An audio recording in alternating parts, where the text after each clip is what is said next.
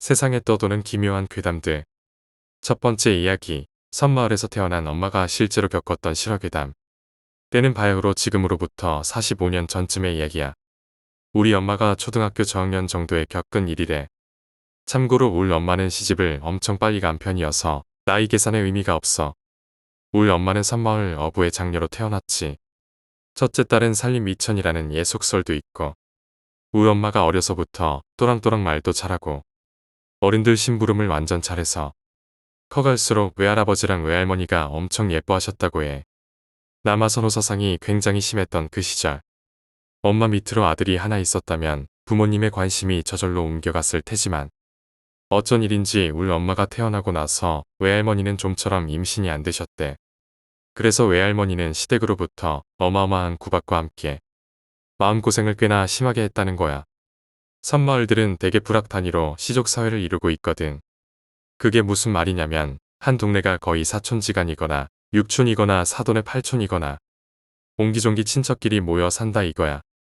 그러니까 김장을 한번 할래도 온 동네 어른들을 모여서 함께 김장을 하고 명절을 보내도 진심 동네 잔치처럼 보내는 거지. 시어머니가 한 명이어도 입이 쩍 벌어지는 마당에 동네 구석구석 시댁 어른이 포진해 있으니 오죽했겠어. 그 당시 물 기르러 공동 수도가에 한번 내려갔다 올라올 때면 어서 빨리 아들 낳아라 라는 말을 20번은 넘게 들었다고 해. 지금 같으면 깊은 빡침에 이혼을 하면 그만이었겠지만 그 당시에는 참 여자들이 지고지순했던 것 같아. 우리 외할머니는 그런 스트레스를 하루하루 감내하며 눈물 나는 세월들을 보내셨겠지. 그런데 또 입장을 바꿔 생각해보면 아주 이해가 안 되는 것도 아닌 것이, 어업을 천직으로 삼는 섬마을에서는 아들들의 노동력이 참 중요하기도 하거든. 하지만 우리 외할머니와 외할아버지는 꿋꿋하게 그 당시 국가적 운동이었던 하나만 낳아서 잘 기르자 이런 신식 사고방식을 주장하며 오히려 두 분이서 돈독하게 가정을 꾸려가셨다지. 그러던 어느 날 우리 외할아버지가 육지의 어느 큰 시장으로 일을 보러 가게 되었지. 사는 곳이 워낙 작은 섬인지라 필요한 게 있으면 돌아오는 장날을 맞춰서 사러 가곤 했다는 거야.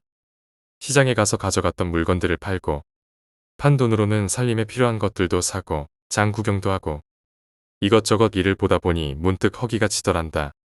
그래서 시장 어귀에 있는 팥죽집에 들러서 팥죽 한 그릇으로 허기를 달래고 있었는데 옆자리에 웬 나이가 지긋한 노스님이 앉더니 본인도 만나게 밥을 잡수더래. 우리 외할아버지가 동네에서 소문난 스크루지 영감님이거든. 그런데 그날따라 뭘 잘못 드셨는지 그 스님의 밥값을 함께 계산해 드리며 스님, 제가 시주하는 것이니 많이 잡수시오 라고 했다는 거야. 그랬더니 스님이 공손히 합장을 하며 짧은 목례로 답을 하더니 보살님, 자녀 운을 보시려면 집에 영물을 하나 드리십시오. 집에 가축을 드리면 득남을 하실 겁니다. 스크루지 영감탱이면서 귀까지 얇았던 울 할아버지는 왠지 그 스님의 한마디가 심상치 않다고 판단하고 그 당시 멸치 판 목돈을 몽땅 긁어다가 당장 어린 소 한 마리를 샀다고 해. 그 당시 소 한 마리 값은 어른 몇 달치 월급이었다고 하니 보통 돈은 아니었을 테지. 그렇게 소를 사서 앞세우고 집에 돌아가자 외할머니는 기함을 하며 뒤로 나자빠졌고 살림 말아먹은 양반이라며 이혼 아내 만에 대판 싸움이 났다는 거야. 생각해봐. 농사 지을 땅뜨기 하나 없는 어부집에 송아지가 웬 말이야. 심지어 송아지를 가둘 우리조차 없는 집에 외할머니는 드러눕고 우리 엄마만 신이 나서 송아지를 반겼다지. 그런데 말이 씨가 된다고 누가 그랬던가. 스님의 말씀처럼 송아지를 집에 들인 지 몇 달이 지나자 외할머니는 진짜로 임신을 하게 되었다고 해. 거의 10년 만에 임신인지라 매우 경사스러운 일이었겠지. 울 엄마는 이제 드디어 울 엄에도 할머니 구박 안 받겠네. 울 엄에 꼭 아들 낳게 해주세요. 이러면서 하루하루 손 모아 기도를 했다고 해. 덕분에 송아지는 집에서 완전 극빈 대접을 받으며 시시때때로 산 낙지라던가 부드러운 여물 같은 고급 음식을 받아먹으며 김정은 버금가는 호강을 누리고 살았다지. 워낙 귀하게 얻은 자식인지라 외할머니는 거의 집안에서 소일거리나 하시면서 이제나 저제나 출산일만 기다리며 보내셨다고 해. 그 시절에는 산부인과 같은 여성병원에 대한 인식 자체가 없어놔서 임신을 해도 태아의 성별을 알 길이 없고 출산은 거의 집에서 했대. 단지 경험상 둘째 아이는 첫 아이보다 출산 진행이 빠르니 수월하게 낳겠구나 싶었다는 거지. 그렇게 하루, 이틀이 지나고 외할머니의 배는 수박처럼 부풀어 올라 드디어 산딸이 가까워진 거야. 그날은 희한하게도 달이 무진장 밝은 그런 밤이었다고 해. 한여름이었고 집집마다 모깃불이 올라오는 그런 밤. 외할머니랑 엄마는 나란히 앉아 애기 기저귀용으로 흰 천을 뜯어다가 하루 종일 다림질을 하고 있었다고 해. 그런데 하루 종일 집안일을 고되게 해서 그런지 외할머니가 드디어 진통이 오기 시작한 거야. 못 견딜 정도는 아니지만 어쨌든 진통이 시작되었으니 애기 낳을 채비를 서둘러야 했기에 집에 어른이 있어야 했는데 그날 하필이면 외할아버지는 아랫동네 잔치하는 곳에 가셨다는 거야. 아랫동네는 어른 걸음으로 걷자면 한 30분, 아이 걸음으로는 40분 정도 되는 곳이었다는데 엄마가 학교에 가려면 늘 걸어가던 동네였다고. 어린 엄마가 가만 생각해보니 달이 휘영청 밝아서 땅에 놓인 돌멩이까지 훤하게 보일 정도길래 엄마, 내가 아랫동네에 가서 아버지 모시고 올게 하며 밖에 나갈 채비를 했다는 거야. 하지만 외할머니는 어린아이가 가기에는 너무 먼 거리라고. 고작 8살밖에 안 된 아이가 야밤에 어딜 다니냐면서 한사코 만류를 했대. 그리고 지금 당장 아이가 나올 것 같지도 않으니 그냥 기다리라고 한사코 마다하시더래. 그래서 1시간, 2시간 엄마와 외할머니는 할아버지가 오도록 기다렸다고 해. 하지만 시간이 아무리 지나도 할아버지는 오지 않고 외할머니의 진통은 점점 심해지기 시작한 거야. 시간이 갈수록 땀을 뻘뻘 흘리며 나중에는 일어서질 못할 만큼 진통이 심해져서 아예 자리를 펴고 힘을 줘야 하는 정도가 되었다는 거야. 그 시절엔 집집마다 전화가 있던 시절도 아니고 핸드폰이 있던 시대는 더더욱 아닌지라 오지 않는 아버지를 기다리는 엄마는 애만 탈 뿐이었지. 가는 날이 장날이라고. 앞집, 옆집, 아랫집, 길 건너 고모네 집. 동네 어른이란 어른은 모두 그 잔치한다는 아랫동네에 함께 몰려가서 남아있는 사람이라고는 수절들 힘도 없는 상 늙은 할아버지들밖에 없더라는 거야. 엄마는 더 이상 기다려서 난 된다는 생각을 하고 진통하느라 정신이 없는 외할머니를 뒤로 한 채 고무신을 꿰차 신고 대문 밖을 나선 거지. 그날 달이 쟁반만큼 크고 둥글기도 하고 길도 훤히 잘 보여서 이렇게 빠른 걸음으로 걸으면 아랫동네에 금세 도착할 거라고 생각했다는 거야. 그런데 얼마 못 가 엄마는 걸어온 길을 돌아보며 망설이게 되었다지. 왜냐면 섬마을 구조가 넓은 평지는 드물거든. 요즘처럼 평평한 대로를 따라 쭉 걸어서 옆 동네를 가는 게 아니라 아랫동네로 가려면 얕은 산 언덕 하나를 넘어야 했다는 거야. 섬마을 특성상 마을과 마을은 산을 경계로 하고 있는데 그러니까 이 마을에서 저 마을을 가려면 산을 가로질러 숲길을 걸어야 하는 거야. 어른들도 무서워하는 산길인데 고작 8살짜리 꼬마는 오죽했겠어. 숲길 앞에서 오들오들 떨면서 지금이라도 다시 집으로 갈까 생각을 했는데 집에서 끙끙 앓던 엄마 생각이 나더래. 그래서 마음을 고쳐먹고 심호흡 크게 한번 하고 눈 딱 감고 차라리 쉬지 않고 한 번에 달려갈 생각을 했다는 거야. 그래서 정말로 그 작은 걸음으로 타다닥 오솔길을 따라서 막 달리기 시작했대.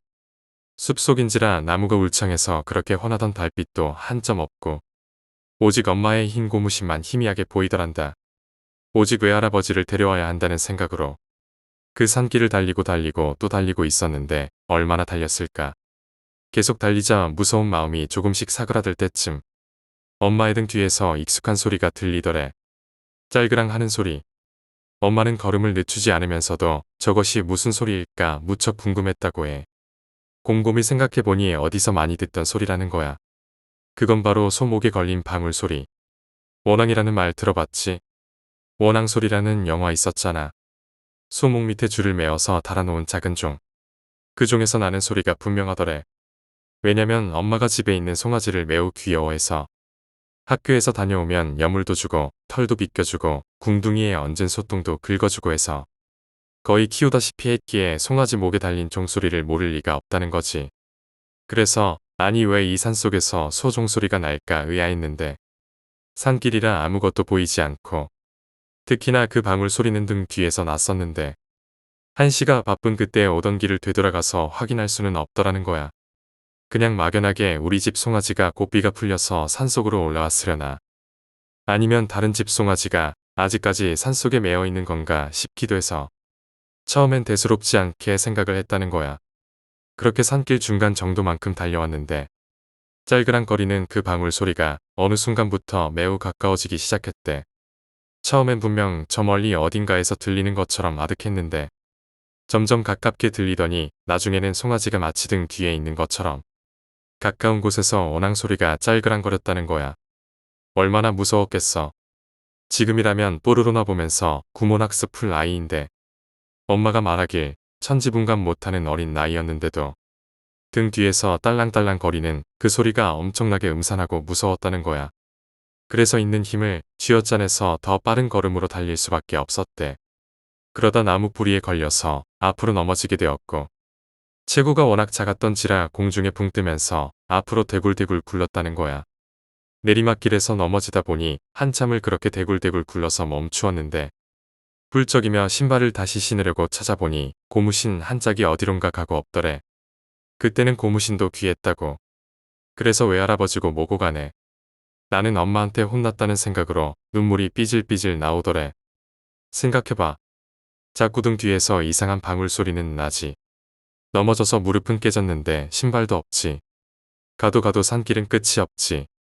그래서 그 산 깊은 곳에서 목 놓아 엄마를 부르면서 엉엉 울고 있었는데 저 숲속 안쪽에서 다시 짤그랑짤그랑 거리면서 원앙 소리가 들리더란다.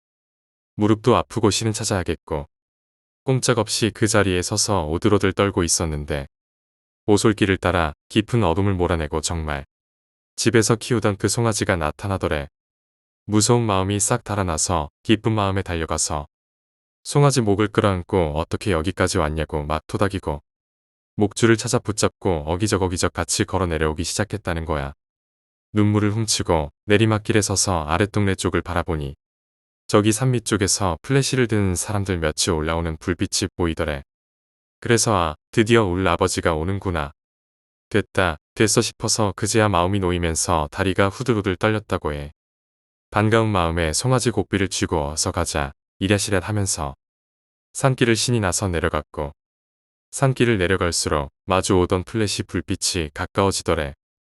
그런데 마주오는 일행들과 거리가 가까워질수록 웬일인지 송아지의 걸음이 거북이처럼 느려지더래. 때때로는 가지 않고 딱 버티고 서서 먼 하늘만 보고 고집을 부리더란 거야. 그래서 평소와는 다르게 엄마가 송아지 궁둥이를 손으로 찰싹 때리면서 그러면 못 쓴다. 얼른 가서 아버지가 있나 확인해 봐야 한다고 그렇게 혼을 냈대. 그래도 송아지가 말을 안 듣더라는 거야. 그래서 엄마는 길 바로 가까운 큰 소나무에 송아지를 묶어놓고는 너 여기서 딱 기다려라. 내가 아버지 찾아서 다시 올게. 하고는 보이는 플래시를 따라서 총총총 달려간 것이지. 다행히도 우리 엄마는 산길을 조심히 내려가서 이제 막 산길을 올라오는 동네 사람들 속에 껴있던 외할아버지를 만나게 되었고 여차저차 상황을 이야기하고 부랴부랴 다시 산길을 돌아오게 되었대. 그리곤 송아지도 숲에 매어 있으니 꼭 데려가야 한다며 앞장서서 길을 안내했는데 길을 걸어도 길가에 매어놓은 송아지가 보이지 않더라는 거야. 함께 길을 넘어온 동네 어른들은 내가 어려서 목줄을 단단히 묶어놓지 않아서 스스로 목줄을 풀고 다시 집으로 돌아갔나 보네. 걱정 말고 어서 엄마한테나 가봐야지 하며 등을 떠밀었다는 거야. 놀란 외할아버지와 동네 어른들은 부랴부랴 산길을 걸어서 집으로 돌아오게 되었고 집에 돌아와 보니 외할머니는 진통이 막바지에 이르러서 곧 아이가 태어날 것 같더라는 거야. 부랴부랴 동네 할머니들은 물을 덮이고 방 청소를 하고 외할머니가 아이를 낳을 수 있도록 일사불란하게 움직였어. 방에서는 외할머니의 비명이 울려 퍼졌고 우리 엄마는 눈물이 터져 마당을 종종 걸음으로 왔다 갔다 했다는 거야. 그러다가 아까 산속에서 본 송아지 생각이 떠올랐대. 이 녀석이 정말 무사히 집에 돌아온 걸까? 라는 마음에 뒤란으로 가서 헛간을 들여다보았다는 거야. 그런데 송아지는 우리 안에서 깊은 잠을 자고 있더래. 아니, 애초에 목줄은 풀린 적도 없이 우리의 나무 펜스는 열린 적도 없이 송아지가 숨이 다해서 싸늘하게 죽어 있었더라는 거야. 여물통에 고개를 쳐박고 엎드려 잠을 잤단 말이야. 엄마는 엎드려 죽어있는 송아지를 몇 번이나 흔들어 깨워봤지만 당연히 죽은 송아지가 어떻게 일어나겠어. 엉엉 울면서 송아지가 죽었다고 소리쳤고 그 와중에 방에서는 외할머니가 무사히 아기를 낳았다는 소식이 들려왔다는 거야. 엄마가 바쁜 어른들의 치맛자락을 붙들고 송아지가 죽었어요. 라고 울먹이며 말하자 어른들도 깜짝 놀라며 소가 영물은 영물이네 하더라는 거야. 소가 자동차만큼 귀하던 그 옛날. 본인 집 송아지를 못 알아보는 사람은 없었고 아무리 어두운 산길이라 해도 마찬가지였대. 분명 산길에서 본 송아지는 엄마의 송아지가 맞다고 확신했대. 하지만 외양간을 대신하던 헛간의 문은 단단히 잠겨 있었고 목줄 또한 꽁꽁 묶여 있었다는 거야. 그렇다면 산에서 본 송아지의 모습은 송아지의 혼이었거나 환영이었다는 말이지. 그 이외엔 설명이 안 되는 걸. 엄마가 말하길 해가 떨어지기 전 오후에 분명 여물을 먹는 것을 확인했대. 초저녁까지는 살아 있었을 거라고. 아마도 엄마가 산길을 내달리던 시각. 그러니까 외할머니가 본격적으로 진통을 하던 그 시간에 목숨을 잃은 것 같다고. 평소에 예뻐해주던 엄마가 생각나서 마지막으로 산길을 따라 걸어온 것 같다고. 그리고 저승사자가 태어날 아기 대신 송아지를 데려간 건 아닐까 싶다고. 그래서 스님이 집에 영물을 드리라고 한 게 아니었을까 싶다고. 어디까지나 추측일 뿐이지만 엄마가 그 산속에서 본 송아지는 분명히 진짜였다고 해.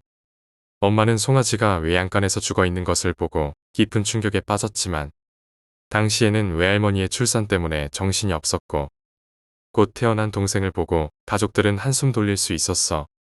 하지만 그날 밤부터 시작된 일들은 마을 사람들을 공포에 몰아넣었지.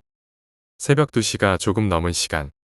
외할머니는 아기를 낳은 뒤 지친 몸을 추스르며 잠들어 있었고 외할아버지는 한 손엔 담뱃대를 다른 손엔 손전등을 들고 집 주변을 맴돌고 있었대. 송아지의 죽음을 둘러싼 의문이 마음을 무겁게 했지만 그보다 더 심상치 않은 기운이 집 주변에 떠돌고 있었다는 거야. 외할아버지는 담뱃대를 입에 물고 담배를 피우며 헛간 쪽을 바라보고 있었는데 갑자기 등 뒤에서 이상한 소리가 들려왔대. 마치 송아지가 걷는 것 같은 짤그랑짤그랑 소리였다는 거야. 하지만 송아지는 이미 죽었잖아. 처음엔 바람에 나뭇잎이 흔들리는 소리겠거니 했는데 그 소리가 집 가까이에서 또렷하게 들려오더래. 마치 누군가 목에 방울을 단 채로 천천히 걸어오는 듯한 소리였다는 거야. 외할아버지는 손전등을 켜고 소리가 나는 방향으로 비췄어. 처음엔 아무것도 보이지 않았대. 그런데 잠시 후 헛간 옆으로 희미한 형체가 보였다는 거야. 그건 분명 송아지였어. 죽은 송아지가 목에 방울을 단 채로 외할아버지를 향해 천천히 걸어오고 있었대. 외할아버지는 순간 공포에 질려 손전등을 떨어뜨렸고 그 순간 방울 소리는 바로 눈앞까지 다가왔다는 거야. 외할아버지는 정신없이 집으로 뛰어들어왔고 문을 잠그고 숨을 헐떡이며 벽에 기대었대. 그런데 그 순간 집 안에서도 방울 소리가 들려오기 시작했어. 짤그랑 짤그랑. 방 안 어디선가 송아지가 걸어다니는 것 같은 소리가 들려왔다는 거야. 외할아버지는 눈을 감고 귀를 틀어막았지만 그 소리는 점점 더 가까워졌고 어디선가 들려오는 낮고 울리는 숨소리까지 들려왔다는 거야. 저승사자가 송아지를 데려간 게 아니었나 보다. 외할아버지는 그렇게 생각하며 이불을 뒤집어 쓰고 밤새 떨었대. 며칠 뒤 사건은 점점 더 기괴해지기 시작했어. 엄마는 동생이 태어난 뒤로도 잠을 제대로 못 자고 있었대. 동생이 계속 울어대서 밤마다 엄마와 외할머니가 교대로 아기를 봐야 했거든. 그러던 어느 날 밤 엄마는 아기를 안고 방에 앉아 있었는데 아기 울음소리 외에 이상한 소리가 방 안에 섞여 들리기 시작했대. 분명 헛간에서 들렸던 그 방울 소리였다는 거야. 엄마는 순간적으로 온몸이 굳어버렸고 방 구석에서 뭔가가 움직이는 게 느껴졌대. 손전등을 들고 비춰봤더니 방 한가운데 죽은 송아지가 서 있었대. 하지만 그 송아지는 살아있는 송아지와는 달랐어. 온몸이 검게 타들어간 것처럼 보였고 눈은 깊게 들어가 텅 비어 있었대.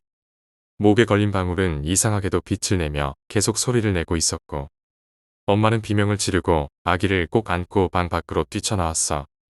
그 소란에 외할아버지와 외할머니도 깨어났고 집안은 난리가 났지. 그날 밤 이후로도 이상한 일들은 끊이지 않았어. 방 안에서는 항상 짤그랑 소리가 들려왔고 밤마다 송아지가 집안을 배회하는 것 같은 느낌이 들었다는 거야. 그리고 마침내 외할머니가 직접 그 존재를 마주하게 된 날이 찾아왔어. 외할머니는 동생을 재우고 한밤중에 물을 들어 부엌으로 갔대. 물을 떠서 돌아서려는 순간 부엌 구석에서 기이한 형체가 보였다는 거야. 그건 사람이 아니었어. 송아지의 형체를 한 무언가가 고개를 돌려 외할머니를 보고 있었다는 거야. 하지만 그것의 얼굴은 사람이었대. 분명 송아지의 몸인데 얼굴만큼은 사람의 얼굴이었다는 거야. 그 형체는 외할머니를 보고 천천히 웃었대. 입이 귀에 걸릴 만큼 찢어지며 웃었다는 거야. 외할머니는 기절할 듯한 공포 속에서 정신을 잃지 않고 기도를 시작했대. 외할머니의 기도 소리가 커질수록 형체는 점점 뒤로 물러섰고 결국 어둠 속으로 사라졌다는 거야. 그날 이후로 외할머니는 밤마다 기도를 멈추지 않았어. 하지만 그 형체는 여전히 집 주변을 맴돌고 가끔씩 집안에서도 그 존재의 흔적이 느껴졌대. 이후 마을의 한 무당이 이 소식을 듣고 집으로 찾아왔어. 무당은 집에 들어오자마자 기이한 냄새가 난다며 집안 곳곳을 둘러보더니 이 집은 이미 죽은 영혼들이 모여드는 곳이 되었고 송아지가 단순히 죽은 것이 아니라 그 혼이 어떤 사악한 존재에게 붙잡혔다고 말했대. 무당은 외할머니에게 집안 곳곳에 걸린 송아지의 흔적을 모두 치우고 다시는 이 땅에 영물을 들이지 말라고 경고했대. 무당의 말에 따라 가족들은 송아지의 흔적을 모두 정리하고 집안을 깨끗이 청소하며 다시는 그런 일이 없기를 기도했대. 하지만 정말로 끝난 걸까? 엄마는 지금도 밤에 창밖에서 들리는 짤그랑 소리를 들으면 그날의 기억이 떠올라 몸서리를 친다고 해. 어쩌면 그 송아지의 혼은 여전히 저승으로 가지 못한 채 이 세상을 떠돌고 있을지도 몰라. 두 번째 이야기, 꿈. 내가 고등학교 2학년이던 때의 이야기야.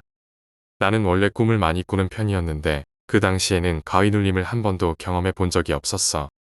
그날도 평소처럼 잠에 들었고 무언가 꿈이 시작된다는 느낌이 들었어. 무의식 속이었지만 꿈속에서 벌어지는 일이 너무 선명하게 느껴졌지. 꿈속에서 나는 마치 신처럼 높은 하늘 위에서 세상을 내려다보고 있었어. 하늘 위에서 온 세상을 굽어보는 기분은 묘했지만 뭔가 어색한 느낌도 들었지. 그렇게 세상을 바라보다가 내가 살던 동네가 눈에 들어왔어.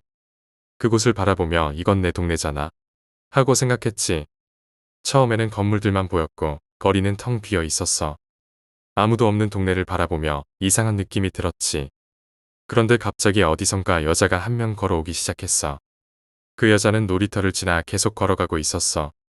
나는 묘하게 그녀에게 눈길이 갔고 저 여자는 누구지? 하는 생각이 들었어. 여자는 점점 내가 살던 아파트 단지 쪽으로 걸어왔어.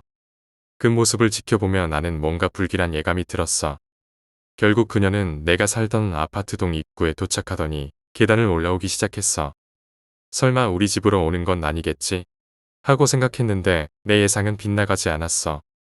그녀는 곧바로 우리 집 현관문 앞에 멈췄고 문을 열고 들어왔어. 나는 꿈속에서 그녀가 내 방 문을 여는 모습을 똑똑히 봤어. 그리고 그 여자가 내 방 안으로 들어와 침대에서 자고 있는 내 모습을 바라보더라. 그 순간 마치 무언가에 빨려 들어가는 듯한 강렬한 느낌이 들었고 나는 눈을 번쩍 떴어. 잠에서 깨어난 나는 고개를 들어 문 쪽을 바라봤어.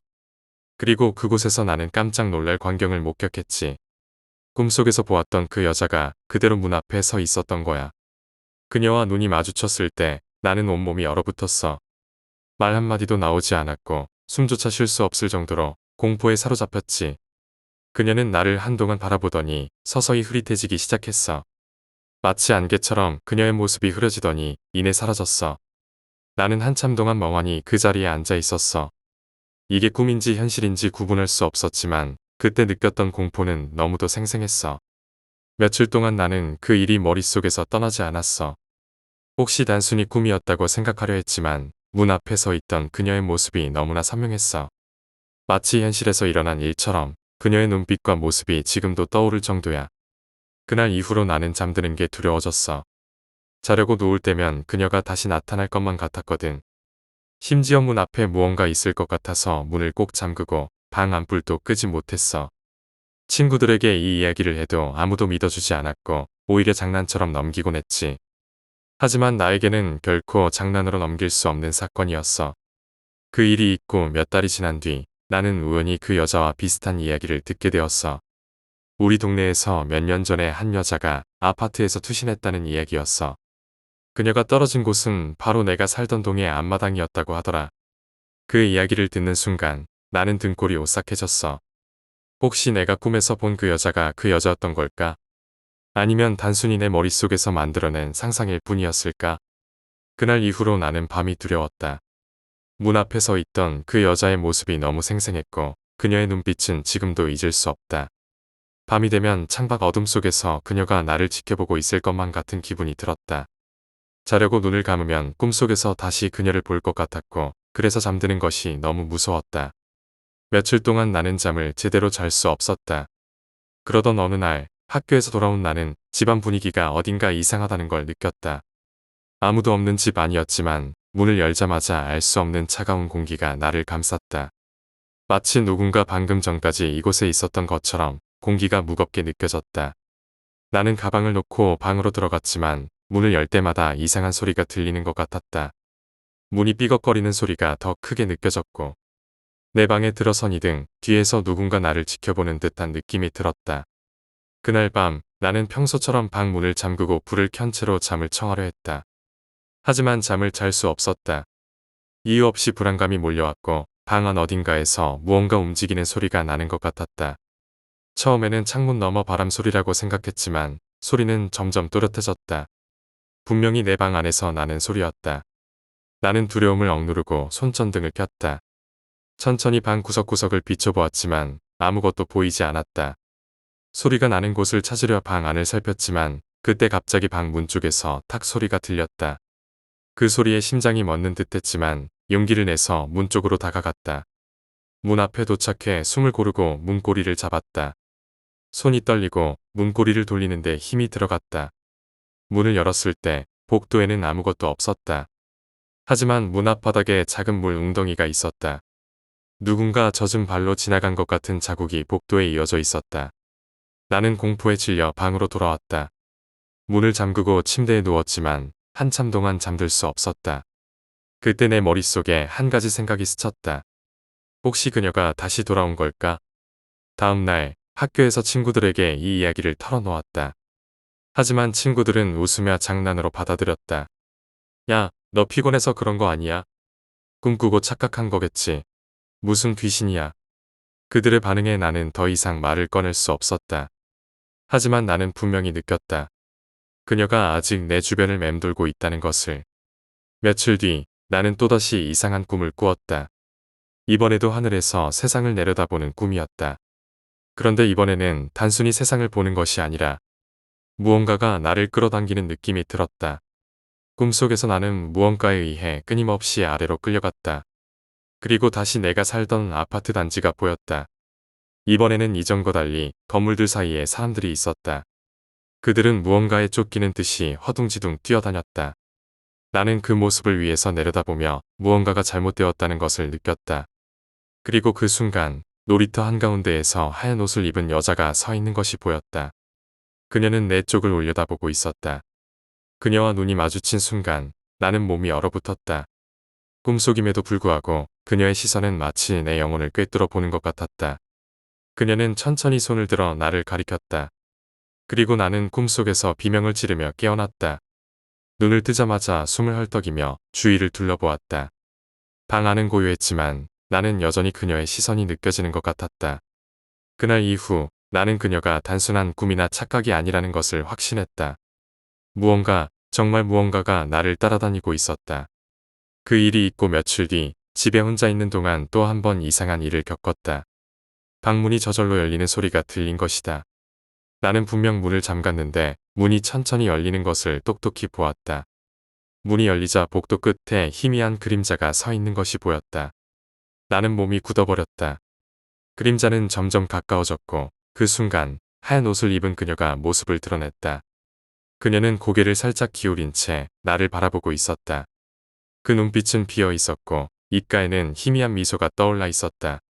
나는 비명을 지르려 했지만 목소리가 나오지 않았다. 그녀는 한참 동안 나를 바라보다가 서서히 사라졌다. 마치 안개처럼 흐릿해지더니 흔적도 없이 사라졌다. 나는 그 자리에 주저앉아 한동안 움직일 수 없었다. 이제는 단순한 꿈이나 환각으로 넘길 수 없었다. 그녀는 분명히 현실 속에 존재하고 있었다. 그날 밤 나는 잠들기 전 한 가지 결심을 했다. 그녀가 다시 나타난다면 나는 직접 물어보기로 했다. 왜 나에게 나타나는지, 무엇을 원하는지. 다음 날 밤 그녀는 다시 나타났다. 이번에는 방문 앞에 서 있지 않고 침대 바로 옆에 서 있었다. 나는 온몸이 떨렸지만 용기를 내어 말했다. 누구세요? 왜 나에게 나타나는 거예요? 그녀는 아무 말 없이 나를 바라보았다. 그리고 천천히 입을 열었다. 하지만 그녀의 목소리는 들리지 않았다. 그녀의 입이 움직였지만 아무 소리도 나지 않았다. 그녀는 고개를 돌려 방 밖을 바라보더니 이내 사라졌다. 그 후로도 그녀는 몇 번 더 나타났지만 항상 말없이 사라졌다. 나는 그녀의 존재에 대해 답을 찾으려 했지만 어디에서도 단서를 찾을 수 없었다. 그녀는 마치 나를 어딘가로 인도하려는 것 같았지만 그 의미를 이해할 수 없었다. 세 번째 이야기, 터가 안 좋다. 대학교에 입학한 이후로 가장 자주 들었던 말이 우리 학교 터가 안 좋아서 귀신이 많이 나온다는 말이었어요. 누가 귀신을 봤다더라, 어디에서 어떻게 나타난다더라 하는 이야기가 끊이지 않았죠. 학교 건물이 지하 1층까지 있었는데 2층으로 내려가는 계단이 막혀 있었는지 아니었는지 기억은 가물가물해요. 그런데 사람들 사이에서는 지하 7층까지 있다는 우스갯소리 같은 이야기가 떠돌기도 했어요. 생각나는 대로 적어볼게요. 컴퓨터실 이야기가 있어요. 모니터를 보고 앉아있으면 의자 뒤에 바로 벽이 있는 구조인데요. 그 벽과 의자 사이가 너무 좁아서 사람이 지나가려면 옆으로 겨우 비집고 가야 해요. 그런데 어느 날 누군가 모니터 화면에 사람이 휙 지나가는 모습을 봤대요. 문제는 그 좁은 공간을 그렇게 빠른 속도로 지나갈 수 있는 사람도 없었고 실제로 그 자리에 아무도 없었다는 거예요. 지하는 조명도 어둡고 항상 컴컴했어요. 그런데 이런 이야기가 돌았어요. 어느 계절에도 맞지 않는 이상한 옷을 입고 있는 여자가 B127호는 어디예요? 하고 물어본다는 거예요. 그런데 알고 보면 B127호라는 방 자체가 존재하지 않는 번호였죠. 축제 때 있었던 귀신 이벤트 이야기도 있죠. 학생들이 귀신 분장을 하고 학교 구석에 숨어 있다가 사람들을 놀라게 하는 이벤트였어요. 이 이벤트가 아주 성공적이어서 사람들이 혼비백산하며 도망쳤다고 해요. 그런데 나중에 사람들이 모여서 어디에서 귀신을 봤는지 얘기하다가 이상한 점이 발견됐어요. 분장한 귀신들과 전혀 다른 모습의 귀신이 분장이 숨어 있지 않았던 장소에서 나타났다고요. 이건 제가 직접 겪은 일이에요. 학교를 다닌 지 3년이 넘도록 별일 없이 지냈는데 어느 날 밤샘 작업을 하다가 너무 졸려서 과실에서 잠이 들었어요. 책상 위에서 엎드려 잤던 것 같아요. 그런데 자다가 누군가 제 양쪽 겨드랑이에 손을 끼우더니 휙 끌어당기는 거예요. 기분으로는 한 3m 정도 끌려간 느낌이었어요. 정말 유체이탈처럼 생생한 경험이었고 그 느낌이 너무 예사롭지 않아서 지금도 기억에 남아요. 촉이 좋은 사람들은 학교에 들어서자마자 여기 음기가 너무 강하다거나 건물 구조가 막혀 있어서 영이 모여들기 쉬운 곳이라고 하더라고요. 그리고 특이하게도 학교에는 아저씨 귀신이 많다는 이야기도 많이 들었어요. 대학교에 다닌 지 4년이 지났을 때쯤 나는 학교에서 겪은 이상한 일들을 다시 떠올리기 시작했어요. 그저 지나가는 소문처럼 들었던 이야기들이 시간이 갈수록 점점 더 선명하게 느껴졌고 내 경험이 섞이면서 퍼즐처럼 연결되기 시작했죠. 그때는 단순히 겁을 주는 이야기에 불과하다고 생각했던 것들이 지금 와서는 뭔가 숨겨진 진실을 암시하고 있다는 생각이 들었어요. 학교의 지하 공간에 대한 소문은 단순한 농담이 아니었을지도 모른다는 생각이 들었어요. 지하 7층까지 있다. 2층으로 내려가는 계단이 막혀 있다. 이런 이야기는 학생들 사이에서 마치 놀이처럼 다뤄졌지만 가끔씩 정말 진지하게 말하는 사람들이 있었어요. 그들이 말하길 지하 깊숙한 곳에는 학생들이 모르는 또 다른 세계가 있다는 거죠. 한 친구는 밤늦게 지하에서 헤매다가 이상한 것을 봤다고 했어요. 그 친구는 과제 때문에 늦게까지 학교에 남아 있었는데 지하 1층에서 계단을 찾다 이상한 방을 발견했다고 했어요. 문에는 B127호라고 적혀 있었는데 그 방 번호는 존재하지 않는다고 알려진 곳이었죠. 그 친구는 호기심에 문을 열어봤다고 했어요. 하지만 방 안에는 아무것도 없었대요. 그런데 나중에 계단을 내려가는 길에 뒤에서 도와주세요. 라는 낮고 끈적한 목소리가 들렸다고 했어요. 놀라서 돌아봤지만 아무도 없었다고요. 친구는 그날 이후로 밤에는 절대 학교에 가지 않았고 그 이야기를 할 때마다 손을 떨면서 얼굴이 창백해졌어요. 나는 그 말을 듣고 나도 그 방을 찾아가 보고 싶다는 생각이 들었어요. 그날 밤 나는 용기를 내서 지하로 내려가기로 했어요. 친구들에게는 아무 말도 하지 않았고 그저 학교의 비밀을 밝혀내고 싶다는 호기심에 사로잡혔죠. 지하 1층으로 내려가는 계단은 생각보다 어두웠고 조명도 깜빡거려서 한 걸음 내디딜 때마다 등골이 서늘해졌어요. 평소에 그렇게 무서운 걸 잘 느끼지 않는 나였지만 그날은 뭔가 기이한 공기가 감돌고 있다는 느낌을 지울 수 없었어요. 지하에 도착했을 때 발소리가 울리는 소리가 더 크게 들렸어요. 나는 몇 걸음 걸음을 떼는 것도 신중하게 하며 벽을 따라갔어요. 그리고 드디어 B127호라고 적힌 문을 발견했죠. 문은 아주 낡았고 손잡이에는 녹이 슬어 있었어요. 나는 숨을 고르고 문을 천천히 밀었어요. 문이 삐걱거리는 소리와 함께 열렸고 안에는 아무것도 없었어요. 하지만 방 안은 기이할 정도로 차가웠고 바닥에는 사람 발자국처럼 보이는 검은 얼룩들이 남아 있었어요. 방 안을 살펴보던 중 갑자기 누군가 내 어깨를 툭 치는 느낌이 들었어요. 깜짝 놀라 뒤를 돌아봤지만 아무도 없었죠. 그때 방 안의 한쪽 구석에서 낮은 울음소리가 들려왔어요. 소리는 점점 커졌고 마치 어린아이가 우는 듯 했어요. 나는 더 이상 참을 수 없어서 방을 빠져나왔어요. 하지만 이상하게도 방에서 나온 후로 내 뒤에서 따라오는 발소리가 계속 들리는 것 같았어요. 그날 이후로 나는 이상한 일들을 겪기 시작했어요. 아침에 눈을 뜨면 창문이 열려 있고 책상 위에는 내가 쓰지 않은 글씨로 도와줘라는 메모가 놓여 있었어요. 한밤중에 자다가도 누군가 내 이름을 부르는 소리를 듣곤 했죠. 더 이상 혼자 감당할 수 없다고 생각해서 나는 그동안 소문으로만 들었던 촉이 강하다는 선배를 찾아갔어요. 그 선배는 내 이야기를 듣고는 잠시 생각에 잠기더니 학교 지하는 단순한 공간이 아니야. 그곳은 오래전부터 뭔가를 봉인한 장소라고 들었어. 라고 말했어요. 선배는 학교 터가 원래 예전에는 공동묘지였다는 사실을 알려줬어요. 학교 건설 당시 묘지를 옮기는 과정에서 제대로 된 의식을 치르지 않아 영혼들이 떠돌고 있다는 거였죠. 그리고 지하 7층 얘기는 실제로 학교 관리인이 전한 내용이라며 지하에 진짜로 7층까지 이어지는 공간이 있다는 이야기를 했어요. 그 공간에는 봉인된 어떤 존재가 잠들어 있다고요. 그날 이후로 나는 학교에서 절대 밤을 새지 않으려고 노력했어요. 하지만 피할 수 없는 일이 생겼죠. 밤새도록 과제를 해야 했고 친구들도 하나둘 집에 돌아가면서 결국 나는 혼자가 되었어요. 깊은 밤 지하의 조용한 과실에서 작업을 하던 중 누군가 문을 두드리는 소리가 들렸어요. 처음에는 친구가 돌아온 줄 알았지만 문을 열어보니 아무도 없었어요. 그런데 문 앞에 또다시 도와줘라고 적힌 메모가 떨어져 있었어요. 갑자기 등 뒤에서 싸늘한 한기가 느껴졌고 머리카락이 곤두서는 느낌이 들었어요. 그리고 귓가에 속삭이는 소리가 들렸어요. 내가 감당할 수 있겠어? 나는 그 자리에서 얼어붙었고 눈앞에 아저씨로 보이는 형체가 나타났어요. 그 형체는 무표정으로 나를 바라보며 손짓을 했어요. 나는 비명을 지르며 뛰쳐나왔어요. 하지만 복도를 달리는 동안에도 뒤에서 나를 쫓아오는 발소리가 계속 들렸어요. 이 일이 있고 나서 나는 학교를 떠나기로 결심했어요.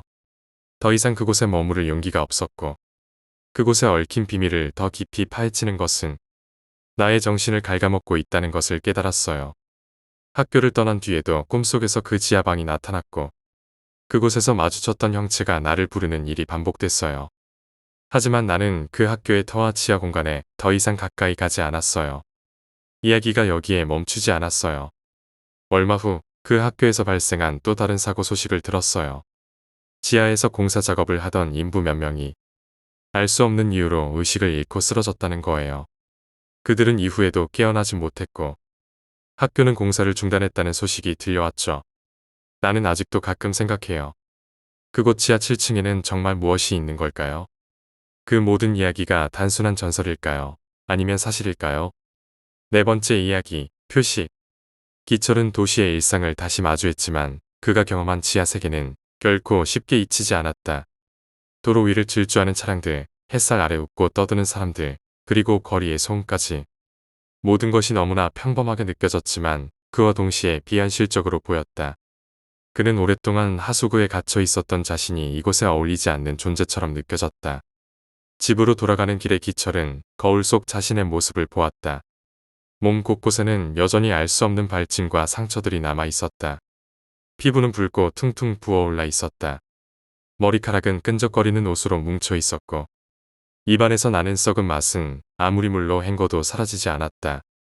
그리고 그 모든 것을 뒤덮는 지독한 냄새. 그 냄새는 자신에게서 나오는 것 같았다. 기철은 집에 도착하자마자 옷을 벗고 샤워를 시작했다. 뜨거운 물을 아무리 쏟아부어도 그의 몸에서 나는 악취는 쉽게 가시지 않았다. 비누를 문지르고 소독약을 발랐지만 상처는 깊어지고 붉은 자국이 온몸에 퍼져 있었다. 거울 속 자신의 모습을 보며 기철은 절망했다. 내가 정말 이 도시에서 살아갈 수 있을까? 며칠이 지나도 기철의 상태는 나아지지 않았다. 그의 피부는 점점 더 악화되었고 상처에서 진물이 흐르기 시작했다.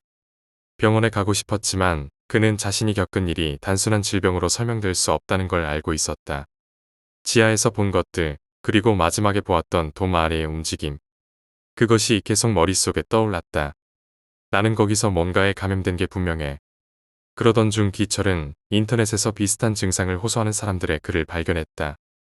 그들은 모두 자신이 도시 하수구 근처에서 이상한 냄새를 맡았거나 물을 마신 후 이상한 발진과 가려움증을 경험했다고 적었다. 그리고 일부는 자신도 모르게 이상한 꿈을 꿨다고 했다. 거대한 생물이 자신을 쳐다보며 웃고 있었다. 그 생물은 도시를 뒤덮는 썩은 물 속에서 나를 부르고 있었다. 기철은 자신이 본 생물과 사람들의 이야기가 연결되어 있다는 것을 직감했다. 도시의 하수구 아래 숨겨진 공간.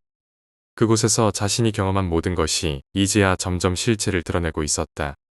그러던 어느 날 밤, 기철은 꿈속에서 다시 지하 세계로 돌아갔다. 그는 지하 돔의 난간 위에 서 있었고 아래에 거대한 생물이 움직이는 것을 또렷이 보았다. 그 생물은 거대한 눈동자를 굴리며 기철을 쳐다보고 있었다. 그리고 이번엔 분명한 목소리가 들렸다. 너는 나의 일부가 되었다. 도시 위의 세계는 이제 너의 것이 아니다. 기철은 꿈에서 깨어나 땀에 젖은 몸을 부들부들 떨었다. 도시 위의 세계가 내 것이 아니라니 그게 무슨 뜻이지? 그는 자신이 변해가고 있음을 느꼈다. 몸의 고통만이 아니라 정신적으로도 점점 도시의 사람들과 멀어지고 있었다. 며칠 뒤 그는 거리에서 지나가는 사람들을 바라보았다. 그들의 움직임이 이상하게 느려 보였고 사람들 사이를 걷는 자신이 더 이상 인간이 아닌 것처럼 느껴졌다. 그의 귀에는 이상한 소리가 들리기 시작했다. 물방울이 떨어지는 소리, 하수구를 흐르는 물소리, 그리고 멀리서 울려 퍼지는 낮은 울음소리. 이 모든 소리가 그의 귀를 떠나지 않았다. 점점 더 그는 사람들이 자신을 쳐다보는 시선에서 벗어나고 싶어졌다. 사람들은 그의 모습을 보고 혐오감에 고개를 돌리거나 멀찍이 피해갔다. 그의 몸에서 나는 냄새와 피부의 상태는 사람들에게 경계심을 불러일으켰다. 그러나 그것보다 더 두려운 것은 그의 내면에서 점점 커지는 이상한 갈망이었다. 기철은 물이 흐르는 소리를 들으면 강한 끌림을 느꼈다. 그는 하수구 근처를 배회하며 발걸음을 멈출 수 없었다. 그곳은 그의 고통이 시작된 장소였지만 이제는 이상하게도 편안함을 느끼게 하는 유일한 곳이 되었다. 하수구의 악취마저 그에게는 익숙한 냄새로 다가왔다. 어느 날 그는 도시의 중심에 있는 큰 하수 처리장으로 발길을 옮겼다. 거대한 파이프와 복잡한 기계음이 울려 퍼지는 그곳에서 기철은 자신이 다시 지하 세계로 돌아가야만 한다는 것을 깨달았다. 그것이 자신의 마지막 장소라는 느낌이 들었다. 그는 하수 처리장의 직원들을 피해 몰래 그 안으로 들어갔다. 익숙한 악취와 습기 가득한 공기가 그의 몸을 감쌌다. 그리고 그는 결국 다시 지하 돔으로 이어지는 통로를 발견했다. 돔에 도착한 기철은 난간에 서서 아래를 내려다보았다. 거대한 생물은 여전히 그곳에 있었다. 그 생물은 기철을 올려다보며 천천히 움직였다. 그리고 그 순간 기철은 자신이 이미 선택된 존재라는 것을 깨달았다. 생물은 천천히 입을 열었다. 너는 우리와 하나가 될 것이다. 이 도시는 너의 것이고 너는 우리의 일부다. 기철은 더 이상 저항하지 않았다. 그는 난간을 넘어 아래로 뛰어들었다. 악취와 우물이 그를 감쌌지만 그 순간 그는 오히려 편안함을 느꼈다. 도시 위의 삶은 이제 더 이상 그의 것이 아니었다. 그는 완전히 지하 세계의 일부가 되었다. 그리고 그가 남긴 흔적은 점점 도시 위로 퍼지기 시작했다. 몇 주 뒤 도시는 이상한 변화를 겪기 시작했다. 악취가 도시 곳곳에 퍼졌고 사람들은 점점 피부 발진과 가려움증을 호소하며 병원으로 몰려들었다. 기철이 마지막으로 본 도시는 이제 그가 남긴 표식으로 물들어가고 있었다. 기철이 거대한 생물 속으로 뛰어든 뒤로 도시는 점차 변하기 시작했다. 처음엔 하수 처리장의 특정 구역에서만 발생하던 악취가 이제는 도심 전체로 퍼져나갔다. 사람들은 원인을 모른 채 고통스러워하며 도시를 떠나기 시작했다. 도대체 이 냄새는 어디서 오는 거야? 거리 곳곳에서는 악취에 질식할 듯 괴로워하는 시민들의 모습이 눈에 띄었다. 어느새 이 도시는 더 이상 사람들이 살아가기 어려운 장소가 되어버렸다. 그럼에도 도시의 중심부에는 여전히 사람이 있었다. 악취가 점점 짙어지는 가운데 하수구 근처를 맴도는 이상한 사람들이 나타나기 시작한 것이다. 그들은 비정상적으로 말랐고 피부는 창백하며 눈은 초점 없이 멍한 상태였다. 하수구에서 나는 소리가 들릴 때마다 그들은 귀를 기울이며 미소를 짓고 도시의 깊은 어둠 속으로 사라지곤 했다. 하수 처리장의 관리 직원들조차 하나둘 자취를 감췄다. 그들 중 일부는 더 이상 이곳에서 일할 수 없다며 떠났지만 대부분은 말도 없이 증발했다. 남아있던 사람들에 따르면 그들은 마치 무언가에 홀린 듯 하수 처리장의 어두운 깊은 곳으로 들어갔다고 했다. 그리고 어느 날 하수 처리장의 깊은 돔 형태의 공간에서 끔찍한 소리가 들려왔다. 그 소리는 단순한 기계 소리가 아니었다. 무언가 살아있는 존재가 깊게 울부짖는 소리였고 그 음침한 울림은 도시 전체에 퍼져나갔다. 기철, 생물과 하나가 되다. 기철은 그 생물 속으로 뛰어들고 나서 죽음을 맞이한 것이 아니었다. 그는 자신의 몸이 천천히 생물에 흡수되는 것을 느꼈다. 하지만 그의 정신은 여전히 깨어 있었다. 그 생물은 그에게 말을 걸기 시작했다. 이제 내가 우리다. 그 목소리는 단순히 소리가 아니라 기철의 정신 속으로 스며드는 느낌이었다. 그는 생물의 일부가 되며 도시 아래의 모든 것을 느낄 수 있게 되었다. 하수구를 흐르는 오물, 그 오물 속에 섞여 있는 죽은 동물들, 그리고 오물이 스며드는 도시의 모든 틈새까지. 기철은 처음엔 몸부림치며 저항했지만 생물의 의지는 너무나 강력했다. 내가 본 이 도시는 위선으로 가득 차 있다. 깨끗하고 밝아 보이는 위의 세계는 사실 썩어가는 독으로 뒤덮여 있다. 우리가 그 진실을 드러낼 것이다. 생물은 기철의 몸을 자신과 융합시키며 그에게 도시 아래에서 살아온 모든 생물들의 기억을 보여주었다. 수십 년 동안 하수구에 갇혀 살던 쥐와 바퀴벌레들, 버려진 오물 속에서 태어나고 죽어갔던 벌레들, 그리고 사람들조차 이곳에서 죽고 그 흔적이 사라졌다. 이제 너도 알게 될 것이다. 우리는 이 도시의 진정한 얼굴이다. 기철은 생물이 자신의 몸과 정신을 완전히 지배하는 것을 느끼며 점점 인간으로서의 정체성을 잃어갔다. 하수구 아래의 도시.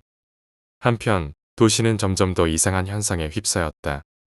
하수구 근처에서는 사람들이 사라지는 사건이 급증했고 실종된 사람들의 흔적은 어디에서도 발견되지 않았다. 누군가는 그들이 하수구 아래로 끌려갔다고 주장했지만 확실한 증거는 없었다. 그러던 중 하수 처리장 인근에서 기괴한 비명이 밤새 들렸다는 신고가 여러 건 접수되었다. 경찰이 출동했지만 그곳에서는 아무것도 발견되지 않았다. 대신 하수 처리장 근처에는 이상한 흔적들이 남아 있었다. 바닥에는 끈적거리는 검은 액체가 얼룩져 있었고 그 주변에는 작은 발자국들이 사방으로 흩어져 있었다. 그 발자국은 단순한 인간의 것이 아니었다. 손바닥만 한 크기의 발자국들은 마치 사람의 발과 동물의 발이 혼합된 형태였다. 경찰들은 이것을 보고 당황했지만 곧 이 흔적은 내부적으로 은폐되었다. 도시 주민들 사이에서는 기괴한 소문이 돌기 시작했다. 도시 아래에 또 다른 세계가 있다. 하수구 속에는 무언가가 살고 있다. 그것은 인간이 아니라 인간과 유사한 존재들이다. 도시 아래로 사라진 사람들 중 일부는 하수구 속에서 기철을 목격했다는 주장을 했다. 그들은 기철이 하수구 속에서 거대한 생물과 융합된 모습을 하고 있다고 말했다. 그의 몸은 온통 검고 끈적거리는 물질로 뒤덮여 있었으며 눈은 붉게 빛나고 있었다. 기철은 이제 단순한 인간이 아니었다. 그는 도시의 하수구의 지배자가 되었고 그곳에 숨겨진 비밀들을 파헤치는 일을 시작했다. 그는 생물과 융합한 자신의 힘을 이용해 도시 위의 세계를 파괴하기 위해 움직였다. 그가 하수구를 통해 도시로 퍼져나갈 때마다 도시 곳곳에서는 이상한 현상이 발생했다. 깨끗했던 물이 검게 변하고 도심 속 하수관에서 악취가 나는 물이 역류하기 시작했다. 사람들은 점점 불안해졌고 도시는 서서히 파멸로 치닫고 있었다. 마지막으로 도시의 중심부에서 끔찍한 사건이 발생했다. 한밤중 도시의 가장 큰 빌딩이 흔들리며 거대한 폭발 소리와 함께 붕괴되었다. 그 빌딩 아래에는 하수관이 지나가고 있었고 그곳에서 거대한 생물이 모습을 드러냈다. 그것은 단순히 생물이 아니었다. 그것은 도시의 모든 하수구의 우물을 흡수한 기철과 융합한 생물이었다. 도시의 사람들이 그 모습을 보았을 때 그들은 비명을 지르며 도망쳤지만 그 생물은 도시 전체를 집어삼키기 시작했다. 이 생물은 도시를 집어삼키며 도시의 모든 숨겨진 비밀을 폭로하기 시작했다. 도시의 정치인들이 은폐한 사건들, 기업들이 버린 독성 폐기물, 그리고 사람들 사이의 끝없는 위선과 거짓. 그 모든 것이 생물의 입을 통해 드러나며 도시는 완전히 혼란에 빠졌다. 기철은 이제 더 이상 인간이 아니었다. 그는 도시 아래의 세계, 그리고 그곳에서 태어난 악몽의 지배자가 되었다. 도시는 점점 폐허로 변해갔고 그곳에서 살아남은 사람들은 악취와 공포 속에서 살아가야 했다. 기철의 이야기는 도시 아래에 영원히 남아 다시는 잊히지 않는 공포로 자리 잡았다.